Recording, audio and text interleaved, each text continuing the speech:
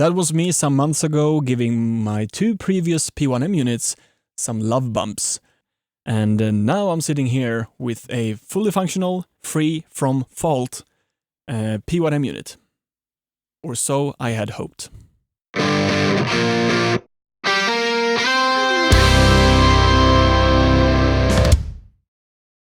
Before getting into the actual topic of this video, I want to say a couple of things. First off, thank you.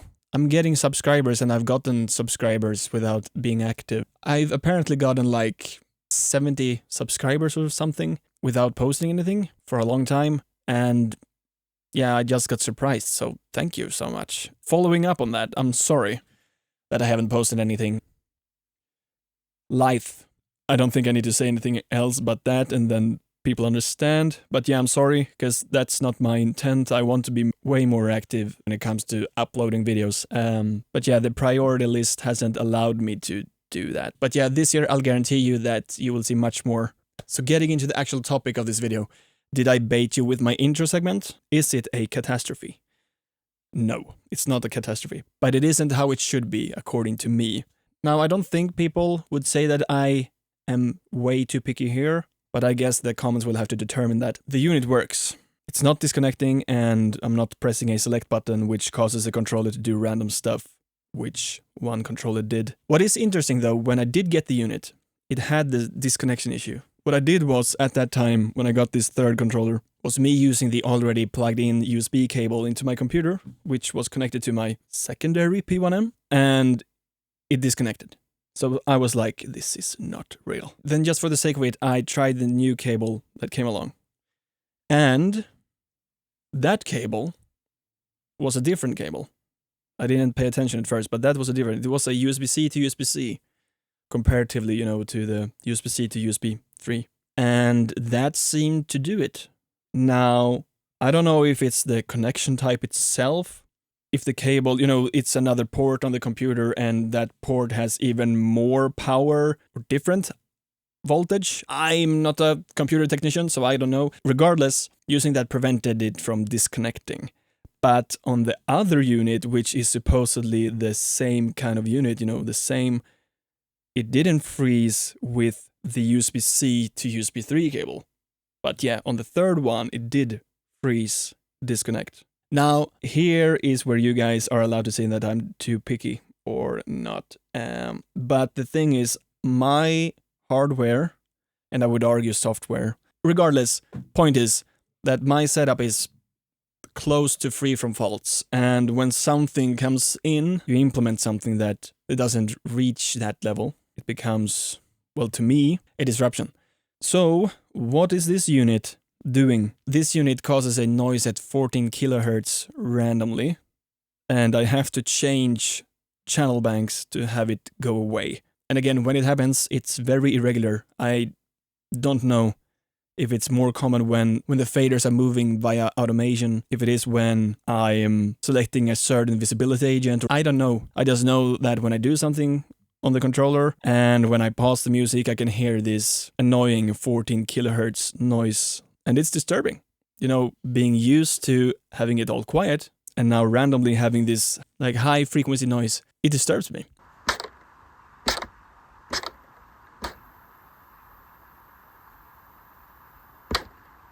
And I assume that this isn't an intended thing for the unit to do. It wasn't prevalent on the 2 other controllers, but it isn't this. And I did email iCON, and they said that the engineers said, it's always the engineers said. But they explained why it happened, and I'm like, okay. But where I end up is it still worth having this unit regardless of that noise happening? And so far, yes. If it would start to happen more frequently, then definitely no, then I would be, you know, pulling my hair out. But it's not freezing, and the touchscreen is great. It really surprised me how much I actually liked it. Is the software still buggy? Yes, it's still buggy till this day. But all in all, it's still improving my workflow. For those who may not know, but I mentioned this, is that it's really important for me that the controller isn't too large, depth-wise. So the SSL UF8, right? That is 6 centimeters or 7 centimeters longer depth-wise. That prevents me having my keyboard the way I want it. It will make it much less comfortable. I know there's this Nectar, I've forgotten the name of it, but it has encoders and one fader, but I want multiple faders and multiple encoders. So the dimension of the soft tube control surface is close to this one depth-wise. I think it's like about the same. Problem is that it has only faders or encoders, and I don't want them next to each other. I want the faders below the encoders, and placing them on top of each other is not an option, because then, you know, it becomes way too deep. So what it comes down to in the end is that this is the only control surface which I'm aware of that is in this small footprint, offering the faders and the encoders in the way I want it. So I'm stuck with it, basically. If my desk would be larger, which I'm not sure I would want to, early reflection and all of that. But yeah, let's say that it would be larger. Then I would most certainly send this back, but that's not the case. So, and it is so far more worth than not having it. But it's still under warranty, and if I find it too annoying with this noise, I will send it back. But I guess what I should be doing is, you know, having P1-M units delivered to me until it's working. But it's also consuming a lot of energy.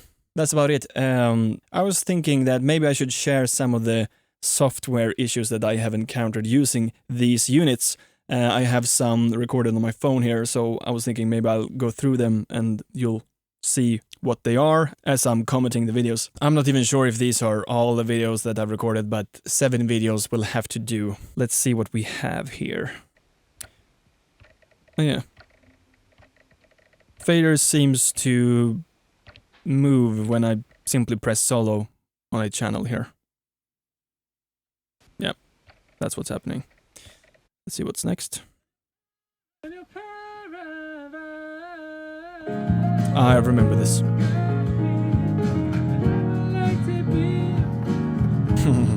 If I remember correctly, this happened when there were MIDI tracks prevalent in Cubase, and when removing them, it stopped.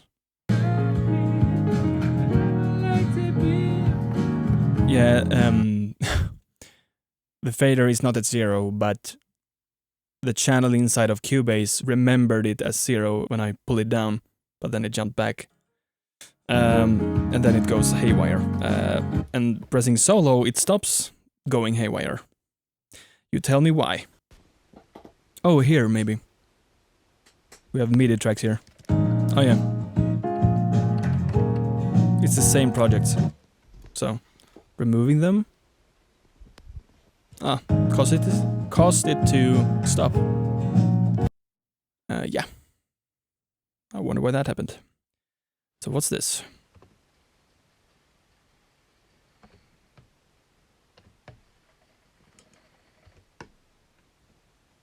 Ah. Touchscreen freezing, but the unit is connected. Let's see again. Yeah, pressing play. I'm wearing headphones here, but MIDI bridge is working, as you could see there. But the touchscreen is frozen. Also worth mentioning, these were issues happening on my first and second P1-M. I haven't recorded the issues happening on this one, but I can confirm that it's still being buggy. So, okay, what's next? Worth mentioning here, this is using a script from Bioluk, I think is called. Oh, the fader is in the bottom and it's still causing. Oh, and also, looks like the channel is being highlighted without me actually having my finger onto the fader. You can see the blue light there in the top. And the fader is in the bottom. Oh, yeah, so buggy there. Oh, yeah. Here I'm showing that the light is being highlighted. And it's still being highlighted. Which it shouldn't. Okay, last video. Same thing here. Can we get confirmation? Yeah, this is not the script, because there's no color strips.